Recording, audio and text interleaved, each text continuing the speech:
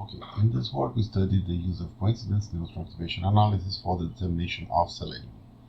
So, what is an instrumental neutral activation analysis? It's a technique where you can determine several elements at once with part per million to part per billion sensitivity, and it is essentially matrix independent, so you can use it in biological, geological, and all kinds of samples.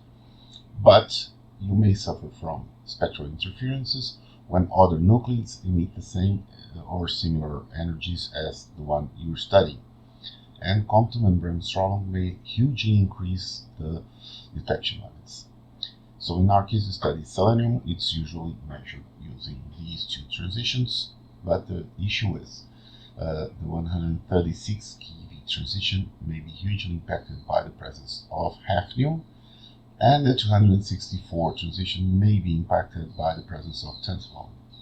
Also, high levels of potassium, sodium, and other strong high-energy gamma ray emitters may strongly increase Compton. Also, high concentrations of phosphorus and other pure beta emitters greatly increase the presence of Bremsstrahlung in the spectrum.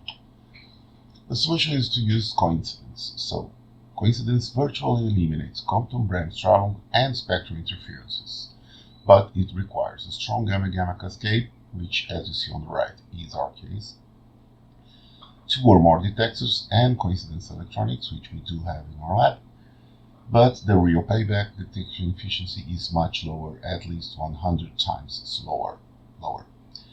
And it can be performed 2 ways. The open window, where you register every coincident event, you lose less efficiency, but you don't get all the discrimination you want. Or gated, where you only register transition events where one of these transitions was seen. You have very low efficiency, but then you have the best noise reduction. So what we do, we measured in 2 labs. We did preliminary studies on University of Texas Austin, and then the quantitative results we got in our own lab in IPEN. We used synthetic standards and reference materials, both from geological and biological origin, and we compared the singles, the traditional system, open window, and gated. So here, just to give you a glimpse, for a biological sample, you see the traditional spectrum with a lot of Bremsstrahlung.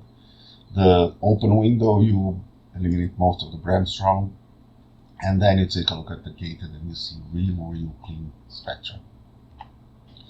Results. First, we studied the net over gross area ratio, something like signal to noise ratio.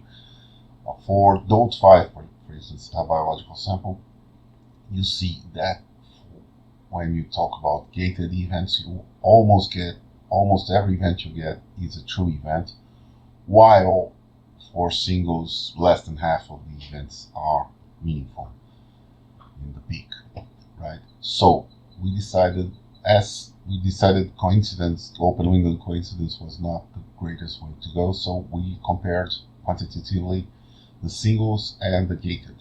So here are the results for that experiment. You see that for the biological samples, the traditional approach gives you a little less uncertainty, and results were floating on the same margin.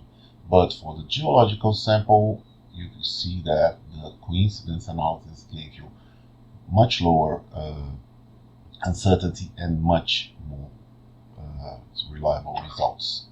Conclusion is that coincidence effectively reduces the relative background, so you get almost only meaningful events. Gated coincidence seems to make much more sense than open window approach, so we adopt the open window approach. And quantitative results indicate gate improvement, especially in the geological matrix. Right, thank you very much.